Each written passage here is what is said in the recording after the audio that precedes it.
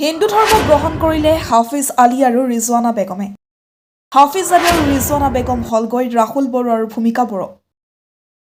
কৌচতলীত বৈদিক ৰীতি নীতিৰে হিন্দু ধৰ্মলৈ ধৰ্মান্তৰিত মুছলমান পৰিয়াল। আঞ্চলিক কৌচতলীত বৈদিক ৰীতি নীতিৰে হিন্দু ধৰ্মলৈ ধৰ্মান্তৰিত মুছলমান পৰিয়ালৰ হিন্দু ধৰ্ম গ্ৰহণ কৰিলে হাফিজ আলী আৰু ৰিজৱানা বেগমে। হাফিজ আলী আৰু ৰিজৱানা বেগম হলগৈ ৰাহুল বড়ো আৰু ভূমিকা বড়ো। ডিমৰীয়াত মুছলমান পৰিয়ালৰ ধৰ্মান্তকৰণ। কৌচতলীৰ হাফিজ আলিয়া পৰিৱৰ্তিত হ'ল ৰাহুল বড়োলৈ আৰু পত্নী ৰিজৱানা বেগমে নাম ল'লে ভূমিকা বড়ো। কৌচতলী উচ্ছেদক লৈ ব্যাপক ৰাজ্যজুৰি ব্যাপক চৰ্চা অব্যাহত থকাৰ সময়তে কৌচতলী ইছলাম ধৰ্মাৱলম্বী এই পৰিয়ালটোৱে বৈদিক ৰীতি নীতিৰে ধৰ্মান্তৰিত হ'ল হিন্দু ধৰ্মলৈ। সোণাপুৰৰ এলেঙাস্থিত হৰে কৃষ্ণ মন্দিৰত পুৰোহিতৰ মন্ত্ৰোচ্চাৰণ আৰু মাংগলিক ৰীতি নীতিৰ মাজেৰে হিন্দু ধৰ্ম গ্ৰহণ কৰা ইছলাম ধৰ্মাৱলম্বী পৰিয়ালটোৱে দিগাৰু নৈ পাৰত আনুষ্ঠানিকভাৱে মুণ্ডন আৰু প্ৰায়শ্চিত্ত কাৰ্যসূচী সম্পন্ন হোৱা পাছতেই এলেঙাৰ হৰে কৃষ্ণ মন্দিৰত হোমযজ্ঞ আৰু আয়তীৰ নাম প্ৰসংগৰে হিন্দু ধৰ্ম গ্ৰহণ কৰে এই দম্পতীয়ে। সহজ বা মানুহবিলাক সহজ সৰল, তেওঁলোকৰ নীতি আদৰ্শবিলাক সকলো তেখেতে মোহিত হৈছিল, আমাৰ সৈতে যোগাযোগ কৰিছিল আৰু স্বেচ্ছাৰে তেওঁ হিন্দু ধৰ্ম গ্ৰহণ কৰিবলৈ ইচ্ছা প্ৰকাশ কৰাত আমি যে বাৰম্বাৰ সুধিছিলোঁ যিহেতু ইয়াৰ কাৰণে কিবা অসুবিধা হ'ব নেকি, পৰিয়ালৰ অসুবিধা হ'ব নেকি।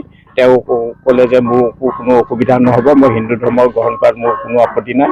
সেই অনুপাতে যোৱা মাহৰ অক্টোবৰৰ 23 তাৰিখে তেওঁক মই কোৰ্টলৈ নিলোঁ। কোৰ্টত নি পেলাই কোৰ্টৰ আইনীগত গোটেই কামখিনি তেওঁলোকৰ স্বেচ্ছাৰ মতে কৰা হ'ল। তাৰপিছত দুমাহ বিৰতিৰ পিছত আজি মন্দিৰৰ যি কাৰ্যসূচী আমি সমাপন কৰিবলৈ আপোনালোকে সকলো দৃশ্যমান হৈছে, সেইখিনি আমি আগবঢ়াবলৈ যি চেষ্টা এটা কৰি আছোঁ। আপোনালোকে গমে পাইছে আজি সোণাপুৰবাসী অঞ্চলৰ কাৰণে বা ডিমৰীয়া অঞ্চলৰ কাৰণে এটা গৌৰৱৰ দিন, এটা ভাল দিন। কিছুদিনত যি হাফিজ আলী, কৌচতলী যিজন ল'ৰা হাফিজ আলী, তেখেতে আইনী প্ৰক্ৰিয়াৰে সনাতনী হিন্দু সংস্কৃতিলৈ তেওঁ প্ৰত্যাৱৰ্তন হৈছে। তেওঁ ঘৰুৱা কিছু অসুবিধা আছে, ঘৰৰ অসুবিধাৰ কাৰণে তেনেকৈ হৈছে। আমি তেখেতক কোনো জবৰদস্তি কৰা নাই বা কোনো কৰা নাছিলোঁ। আইনী প্ৰক্ৰিয়াৰে এফিডেভিট কৰি আজি আমাৰ যি সনাতনী প্ৰক্ৰিয়া আছে, আমাৰ হোমযজ্ঞৰে বা চুলি খুৰাই যিখিনি কৰি আছে আপুনি দেখা পাইছে এই দিগাৰু নদী পাৰত, সেই প্ৰক্ৰিয়াখিনি আমাৰ চলি আছে। এতিয়া তেখেতে নিজৰ কিছুমান ব্যক্তিগত অসুবিধাৰ কাৰণে বা ৰাইজৰ মাজত কিছু অসুবিধাৰ কাৰণেহে তেখেতে আজি হিন্দু ধৰ্মলৈ প্ৰত্যাৱৰ্তন হৈছে। এটা গুৰুত্বপূৰ্ণ কথা, তেখেতৰ যিজনী অৰ্ধাংগিনী আমাৰ সনাতনী সংস্কৃতিৰ খিলঞ্জীয়া জনগোষ্ঠীৰ আছিল। তেখেতক বিয়া কৰাৰ পিছত তেখেতক ঘৰুৱা পিছত প্ৰব্লেম আছে। প্ৰব্লেম হোৱাৰ পিছত যি হওক আজি কামখিনি সুকলমে চলি আছে। আপোনালোকে দেখা পাইছে। আপোনাক এটা ডাঙৰ প্ৰশ্ন কৰিছে যে খ্ৰীষ্টান অঞ্চল, আপুনি সোণাপুৰ অঞ্চলৰ যিটো নটাপ বুলি কয়, নটাপ গাঁও পঞ্চায়তৰ অন্তৰ্গত বান্দৰগোপ মাৰকাং, তাত আপুনি যাওক। আজি শটা তাত মানে গীৰ্জা গঢ়ি উঠিছে। মেঘালয়ৰ লোকসকল সেইফালে আহি তেওঁলোকৰ বিভিন্ন প্ৰলোভনেৰে হওক বা বিভিন্ন কিবাৰে হওক তেওঁলোকৰ মানে খ্ৰীষ্টান ধৰ্মলৈ প্ৰত্যাৱৰ্তন কৰি আছে।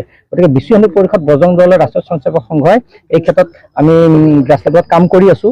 আমাৰ লগত আমি কাকো জোৰ জবৰদস্তি কৰা নাই দেই। আপোনালোকক এটা ভুল ভাঙি দিওঁ, আমি কাকো জোৰ জবৰদস্তি কৰি বা হেৰি নকৰোঁ। তেওঁলোকে আমাৰ লগত যোগাযোগ কৰাৰ পিছত আমি সেইমতে কামখিনি সুচাৰুৰূপে কৰি তেওঁলোকক হিন্দু সংস্কৃতিলৈ, সনাতনী সংস্কৃতি পুনৰবাৰ তেওঁলোকক আমি ঘৰ বাপচি কৰোঁ। এইটো ঘৰ বাপচি কৰা বুলি কয়। হয়, কৌচতলীত যেতিয়া উচ্ছেদ অভিযান চলিছিল তাৰপিছত এবাৰ আমি পোনপ্ৰথমবাৰৰ বাবে তাত লক্ষী পূজা আয়োজনৰ সিদ্ধান্ত লৈছিলোঁ। লক্ষী পূজা যেতিয়া চলি আছিল সেই সময়তে এই পৰিয়ালটো আমাৰ ওচৰ চাপিছিল। তেওঁলোকে হিন্দু ধৰ্মৰ প্ৰতি আকৰ্ষিত হৈছিল আৰু তেওঁলোকে হিন্দু ধৰ্মলৈ ধৰ্মান্তৰিত হ'বলৈ আগ্ৰহ প্ৰকাশ কৰিছিল।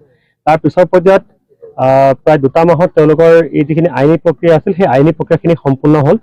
বিশ্ব হিন্দু পৰিষদৰ ডিমৰীয়া প্ৰখণ্ড বজৰং দল আৰু আমাৰ ৰাষ্ট্ৰীয় স্বয়ংসেৱক সংঘৰ ডিমৰীয়াৰ যিখিনি কৰ্মকৰ্তা আছে তেওঁলোকে এই আইনী প্ৰক্ৰিয়াখিনি সম্পূৰ্ণ কৰিলে আৰু তাৰপিছত আজি আনুষ্ঠানিকভাৱে তেওঁলোকে বৈদিক পৰম্পৰা অনুসৰি বৈদিক ৰীতি নীতিৰে তেওঁলোকক আজি এই নদীৰ পাৰত, দিগাৰু নদীৰ পাৰত তেওঁলোকৰ